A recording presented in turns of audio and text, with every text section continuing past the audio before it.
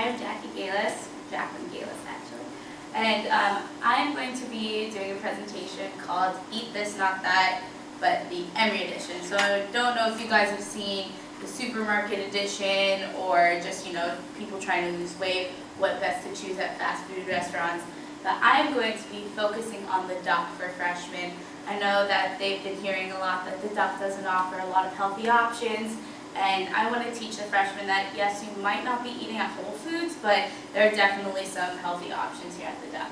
So the 3 meals that I'm going to be focusing on is breakfast, dinner, and those tempting, huge, massive tables worth of desserts at the duck. My main focus of the presentation that I want you guys to gain is that I personally, and a lot of other scholars, have agreed that a calorie is not exactly just a calorie. All calories are not created equal.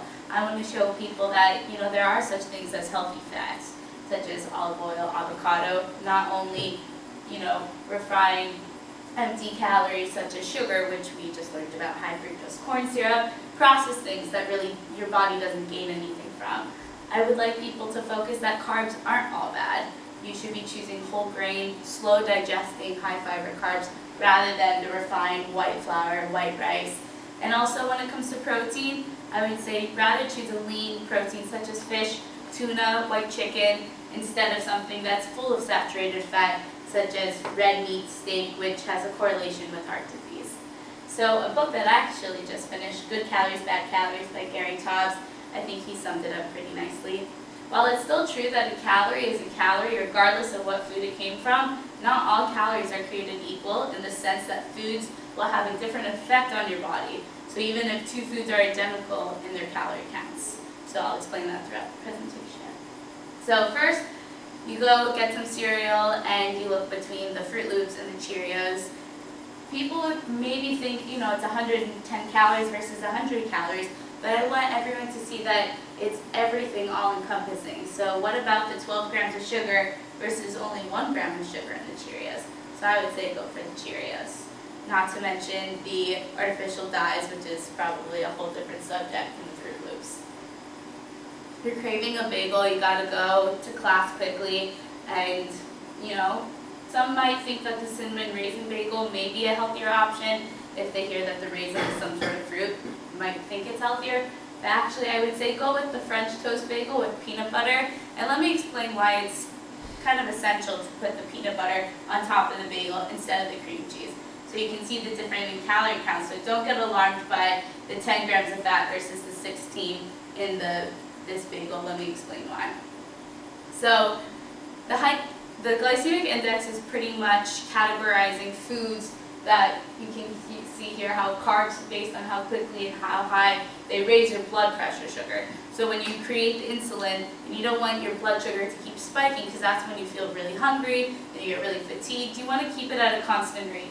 So you want to choose foods such as vegetables, fruits, lentils that keep it at a constant rate instead of those high refined sugars. So by spreading the peanut butter, which is a protein and a fat, on top of, if you want that starch, that carb, it will at least help regulate and create a constant flow of insulin.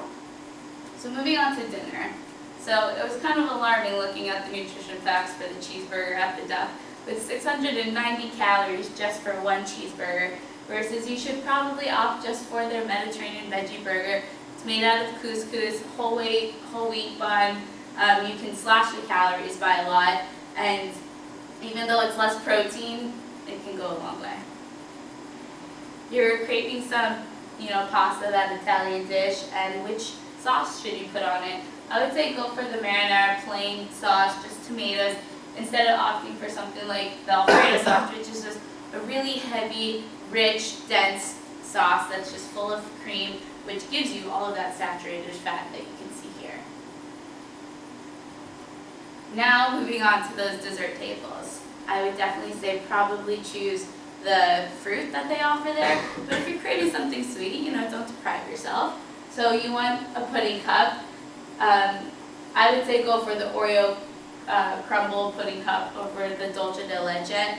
You can see that the calories are much higher And also the grams of sugar are a lot higher. So remember again with that constant rate of the insulin and the glycemic index, you want to keep that steady. So choose for something with less sugar.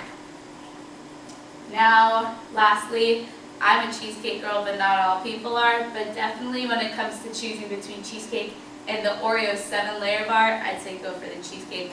Hopefully it would be a little alarming that the 7 layers have to stick together somehow, and that's what the fat is probably doing. So you see that 9 grams of saturated fat. So what have you learned today? I want people to be able to enjoy themselves, eat at the duck, but try to find things that are just the healthier option overall. So it's not only the calories that are the most important thing, but definitely look for things that are low in sugar, low in fats, obviously high in, better, healthier fats, and also low in, white, refined carbohydrates.